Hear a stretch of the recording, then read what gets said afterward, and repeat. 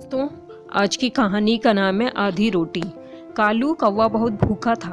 उसने इधर उधर देखा। सामने एक लड़की रोटी खाने के लिए बैठी थी। उसने रोटी सामने रखी, अपनी सहेली को आवाज़ दी। जैसे ही उसने पीछे मुंह घुमाया वैसे ही कालू कौवे ने रोटी झपट ली। वह तेजी से उड़ा और पेड़ पर बैठ गया। यह देखकर लड़की रोने लगी। वह उठकर कौवे के पीछे भागी, पत्थर उठाया, कालू को दे मारा। कालू तुरंत उड़ा, दूसरे पेड़ पर जाकर बैठ गया। जिस पेड़ पर कालू बैठा था उसी पेड़ के नीचे पूसी बिल्ली बैठी थी। उसने कालू कौवे के मुंह में रोटी देख ली थी, इसलिए बोली, कालू भाई आज अपना प्यारा राग नहीं सुनाओगे? आवाज़ सुनकर कालू ने पूसी की ओर देखा। वह उसी की ओर देखकर बोल रही थी, मगर कालू चुप रहा। वह बोलता तो रोटी मुंह से छूट जाती। क्या गाना गाना भूल गए कालू भाई? पूसी ने पूंछ उठाकर बड़े प्यार से पूछा। कालू फिर भी चुप रहा। वह कुछ नहीं बोला। पूसी बिल्ली ने दोबारा कहा, क्या मेरी इच्छा पूरी नहीं करोगे? मगर कालू चुप ही रहा।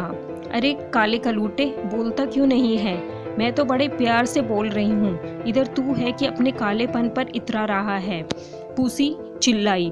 कालू कौवा पूसी की कड़वी बातें सुनकर चुप नहीं रह सका। उसे गुस्सा आ गया था। वह चिल्लाकर बोला, अरे जा, तेरे जैसे बहुत देखे हैं। जैसे ही वह बोला वैसे ही उसके मुंह से रोटी छूट गई। पूसी इसी ताक में बैठी थी। उसने झट से रोटी मुंह में लपकी और वहां से दूर भागने लगी। पूसी कुछ दूर गई थी कि सामने से टॉमी आ गया।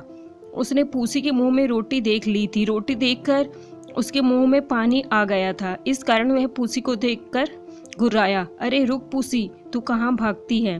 तूने कालू को बेवकूफ़ बनाकर रोटी छीनी है। ठहर, तुझे अभी मजे चखाता हूँ। वह भौंकते हुए पूसी के पीछे दौड़ा। टॉमी से पूसी बहुत डरती थी। उसे टॉमी के रूप में अपने पीछे मौत दौड़ती नजर आई, इसलिए उसने सबसे पहले खुद को बचाना जरूरी समझा। वह जल्दी से टॉमी से पीछे छुड़ाने का उपाय सोचने लगी, मगर उसे कोई उपाय नजर नहीं आया। वह रोटी छोड़कर भाग खड़ी हुई। टॉमी को रोटी चाहिए थी। उसने झट से रोटी उठाई और भाग लिया। टॉमी बहुत खुश था। आज उसे बिना मेहनत किए ही रोटी मिल गई थी। वह सोच रहा था, आज मैं ताजी ताजी रोटी खाऊंगा। वह तुरंत अपने घर की ओर चल दिया। टॉमी के घर के पास एक पेड़ था। उस पर बंटू बंदर बैठा हुआ था। उसने टॉमी के पास रोटी देख ली थी। वह सुबह से भूखा था। रोटी देखकर उसके मुंह में पानी आ गया।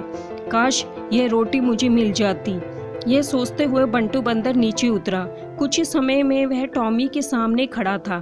जैसे ही वो टॉमी के सामने पहुंचा, उसने जोर से खौं खौं किया। टॉमी ने अपने सामने अचानक बंटू बंदर को देखा तो घबरा गया।